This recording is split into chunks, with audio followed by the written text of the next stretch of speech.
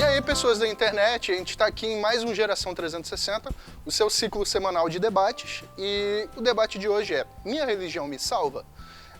Normalmente a religião fornece aos seus adeptos duas coisas: um senso de comunidade, ela pertence a um grupo de pessoas, e ela também fornece uma interpretação de mundo. E através disso as pessoas buscam significância para suas vidas. Mas com tantas interpretações diferentes, a gente busca entender: será que é a religião mesmo que salva a pessoa ou é outra coisa? Então a gente vai começar com essa pergunta: minha religião me salva? Todas as religiões salvam? Nenhuma religião salva?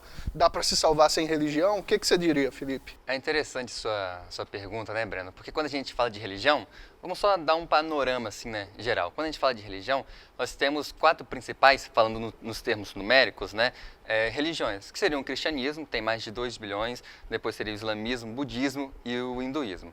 Trazendo um pouco mais para o nosso contexto no Brasil, que a maior parte da população é cristã, nós temos aqui cerca de mais de 30 mil denominações, ou seja, placas de igreja. E cada igreja fala assim: olha, eu tenho a minha verdade e fora da minha igreja dificilmente haverá salvação. Aí a pergunta, né, que foi feita: será que a religião salva? Será que a minha placa de igreja salva? Se a gente fosse pensar a partir desse pressuposto, nós teríamos como conclusão que pouquíssimas pessoas elas seriam salvas, porque a parcela de membros de uma determinada igreja é muito pequena. E nesse sentido, a minha resposta, eu diria: não é a sua religião que salva. Todavia, a gente também não pode partir para um outro extremo. Se na minha religião que salva, então eu posso seguir qualquer filosofia, qualquer coisa, de qualquer maneira, em qualquer igreja, que eu vou ser salvo. A gente não pode partir para esse outro extremo. Quando a gente entende, a partir do cristianismo, que a Bíblia é a palavra de Deus, nós percebemos que o que salva é a graça. E o que é a graça? Graça é um favor que nós não merecemos, favor imerecido. E a graça, ela salva de alguma coisa. Ela salva do quê? Ela salva do pecado. O que é pecado? O pecado é transgressão da lei.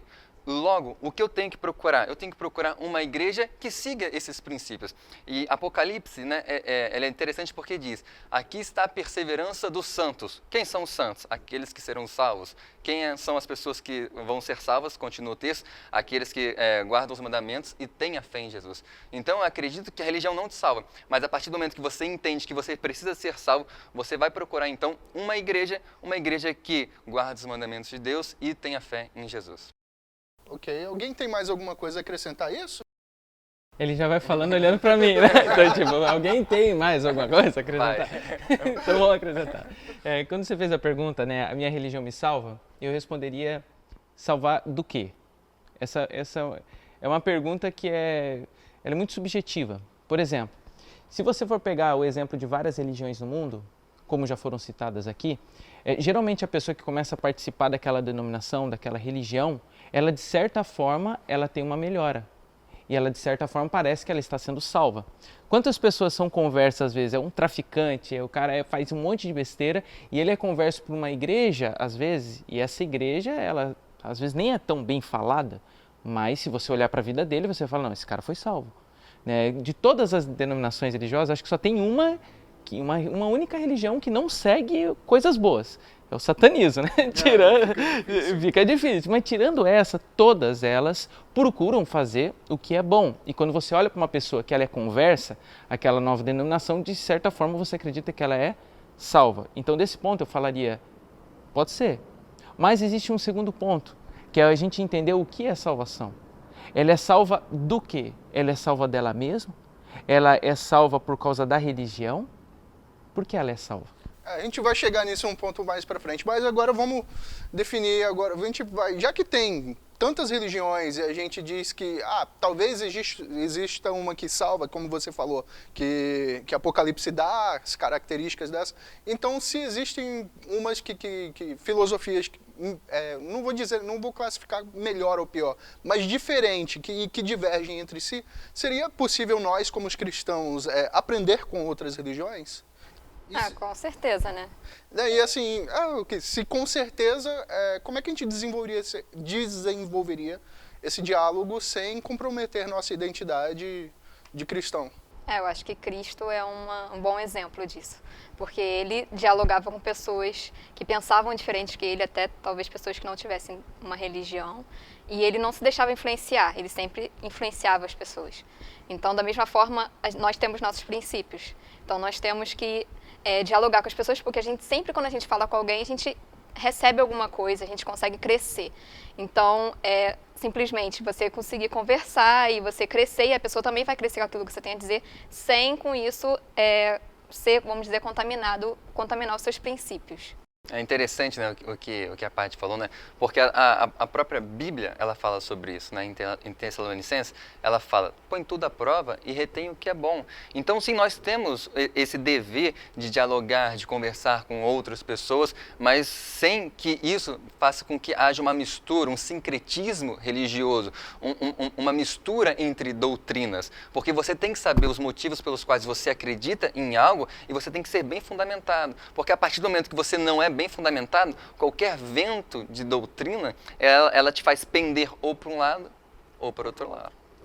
Então, como a Patrícia falou, um exemplo que eu acho bem interessante de outras denominações religiosas é o próprio caso dos Mormons, né? Se você for pegar para analisar, poxa, os pais, eles juntam dinheiro desde que ele é pequeno, na sua adolescência. Quando ele fica jovem, ele vai fazer aquele trabalho lá e com certeza você já deve ter visto alguém lá andando aquela duplinha, aquela plaquetinha, falando, nossa, esse cara aí está perdendo tempo. Para ele não é perca de tempo, ele está dedicando 1 ano de serviço para Deus. Isso é muito bonito. Você pega o Testemunho de Jeová. Quem nunca recebeu uma visita do Testemunho de Jeová batendo na porta lá, e eles são muito convictos do que eles fazem. E eles propõem no seu coração trabalhar uma quantidade de horas por semana para Deus. Eu acho que isso é digno de ser imitado por nós. Então, já para a gente ir caminhando para o final, eu queria saber de vocês aqui, o que é salvação?